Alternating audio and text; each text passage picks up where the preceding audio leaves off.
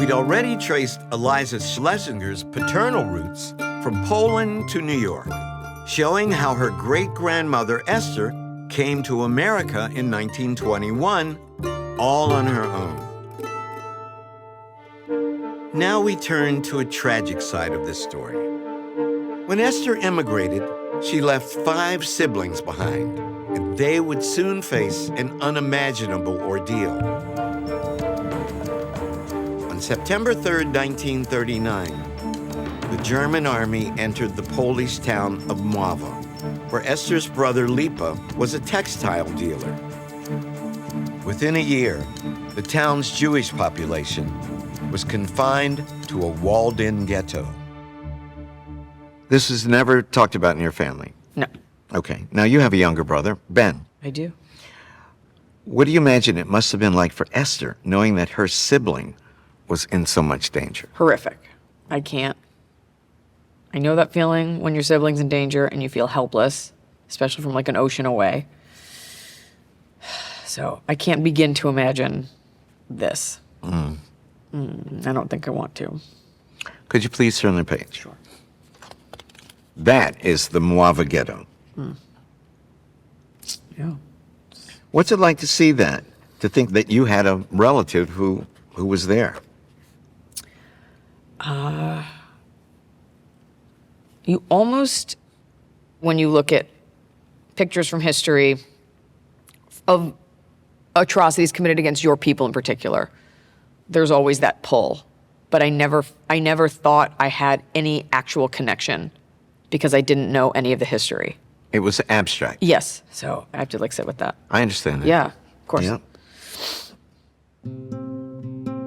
The Mława ghetto was essentially a death trap. Residents had to live in pigsties and barns. And in November of 1942, transports began leaving for Auschwitz, where Esther's brother would meet a terrible fate. Lipa Shonik, Jewish religion, resident of Mława, passed away on the 11th of January 1943 at 12:45 in Auschwitz. The deceased was born on the 15th of July in 1901 in Rajon. Cause of death, myocardial degeneration. What's it like to learn that you do, in fact, have a tangible blood connection to the Holocaust?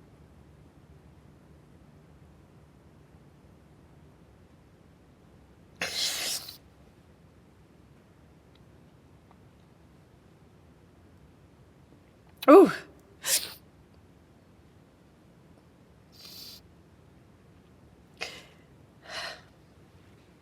It was already so real. And so now it's palpable.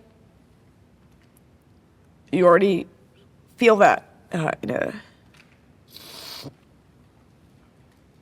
already feel it so much. And like it's like a horrific missing piece. Then of course you read something like this and you're like, why is there even, like the fact that there was even a doctor, because you're murdered. Right. Your heart didn't degenerate. Of course it degenerated because you were starved and Sure, of course. you were murdered. I can't believe these monsters even wrote it down, but Yeah. because they're psychotic, they wrote everything down. And remember, your great-grandmother Esther is alive in America at that time. I mean, I guess we're all alive because someone was lucky, Right. you know? Yeah. Wow. It's just so hard to look at. Even if it wasn't my family, like these things are always very painful and hard to read. Yeah. Okay. We now set out to see what happened to Esther's other siblings. We discovered that her brother Abram left Poland in 1931 and settled in France, where he married and started a family. But that didn't guarantee his safety. Nazi Germany invaded France in 1940, and the country soon faced the same horror as Poland. Roughly 20% of France's Jewish population was exterminated. So we wanted to see what happened to Abram and his family. Please turn the page. I don't think I want to. Eliza, this is a passenger record for a list of passengers who arrived in New York from France in November of 1955. Abram survived the Holocaust. Okay. What's it like to learn that? That's the good side of the story. Yeah. I know you thought, oh my God, he's going to take me through Auschwitz again. I was like, I don't want to, yeah. Okay, wow. Can you imagine Abram and Esther's reunion? Oh, wow. Oh my God. Haven't seen each other since she was 22, so. Yeah.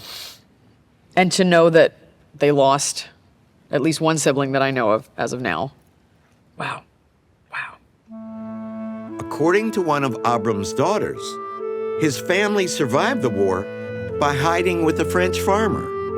Ironically, Eliza's grandfather, Benjamin, joined the United States Army during World War II and was stationed in France, meaning that he was unwittingly close to the site of an enormous family tragedy. Do you think he knew he had immediate family in occupied Poland? I don't know. Relatives who were being locked in ghettos and dying in concentration camps? I don't think he did because no one ever said anything. Like, why wouldn't you say that to your family? My Nana never, that's her husband, but no one ever said anything. Maybe he didn't know. Maybe. Oh, he didn't know. And he was in France. And he was in France, too. Wow. What a complex Yeah. thing. Contingency, accident, Yeah, just you make a choice, have no idea. Unintended consequences.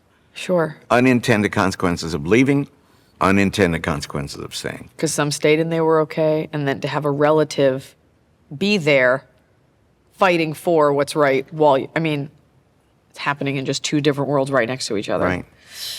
The complexities of war playing themselves out in the drama of one family. Yeah. What's it been like for you to learn about your father's family in this kind of detail?